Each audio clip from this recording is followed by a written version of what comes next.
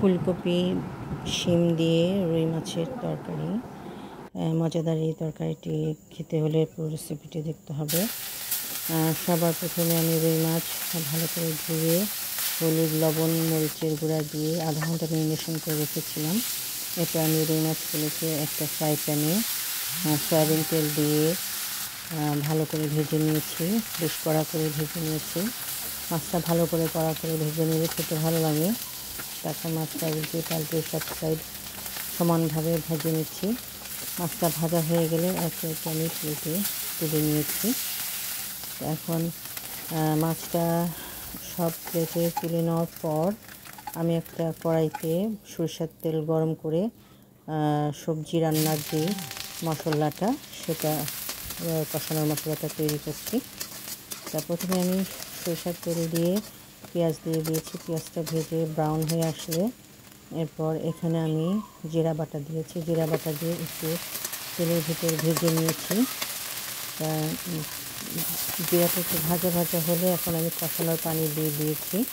কষানোর পানি দেওয়ার পর লবণ দিয়েছি। এখানে আমি হলুদের গুঁড়া দিলাম, একটু ধনিয়ার গুঁড়া দেবো, দিয়ে এরপর মশলাটা ভালো করে কষিয়ে নিয়েছি। তা মশলাটা কষে যখন একদম তেল ভেসে আসবে ঠিক সেই সময় আমি ফুলকপি দিয়ে দিয়েছি। ফুলকপি দিয়ে ফুলকপিটা ভালো করে কষিয়ে নিয়েছি। ফুলকপিটা ভালো করে কষিয়ে ফুলকপির ভেতরে মশলাটা ভালো করে ঢুকে গেলে এরপর আমি সিম দিয়ে দিব। তা সিমটা একটু পরে দিব, কারণ সিমটা তাড়াতাড়ি সিদ্ধ হয়ে যায়, ফুলকপি আগে আগে সিদ্ধ হয়। তাই সিম এবং ফুলকপি একসাথে ভালো করে কষিয়ে নিচ্ছি। ভালো করে কষিয়ে এলে একদম যখন কষানোর পানি টেনে ভাজা ভাজা হয়ে আসবে ঠিক সেই সময় আমি এখানে দিয়ে দিচ্ছি ধনিয়া পাতা আর একটু কাঁচামরিচ এবং ধনিয়া পাতা দিয়ে আমি আরেকটু নেড়ে আরেকবার কষিয়ে নিয়েছি। তা ভালো করে কষিয়ে এলে এরপর এখানে আমি ঝোলের পানি দিয়ে দিব। ঝোলের পানিটা একটু গরম পানি দিতে হবে। এরপর ঝোলের পানিটা দিয়ে দিলাম। দিয়ে এরপর আমি ভালো করে হিট দিচ্ছি চুলায়।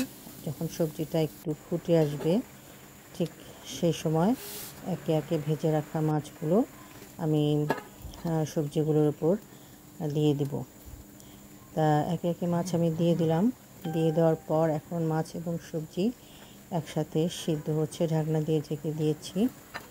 তো এখন মাছের একটা সাইড ভালো করে সিদ্ধ হয়ে গেলে এরপর আমি মাছটা উল্টিয়ে দেব। মাছটা উল্টিয়ে মাছের অপর যে সাইডটা আছে সেটা যাতে ভালোভাবে সিদ্ধ হয় সেভাবে আবারও কিছুক্ষণ সবজির সাথে মাছটা সিদ্ধ করব। তা মাছ এবং সবজি ভালো করে সিদ্ধ হলে এরপর আমি এখানে ঝোল টানানোর জন্য কিছুটা টাইম সিদ্ধ করে নিব। তাই সেই পর্যন্ত একটু অপেক্ষা করতে হবে। আর যেহেতু ফুলকপির তরকারিতে সাধারণত বেশি ঝোল দিলে ভালো লাগে না, অল্প ঝোল দিয়েই রান্না করতে হয়।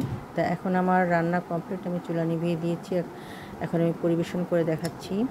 তো একটা প্লেটে আমি কিছুটা ভাত নিয়েছি এবং লেবু কেটে নিয়েছি। এখানে আমি মাছটা প্লেটে ফুলকপি, মাছ, শিম বেড়ে নিলাম। তা এখন দেখুন এই তরকারির লুকটা এরকম এসেছে। তা আজকের মতো এই পর্যন্তই। খোদা হাফেজ।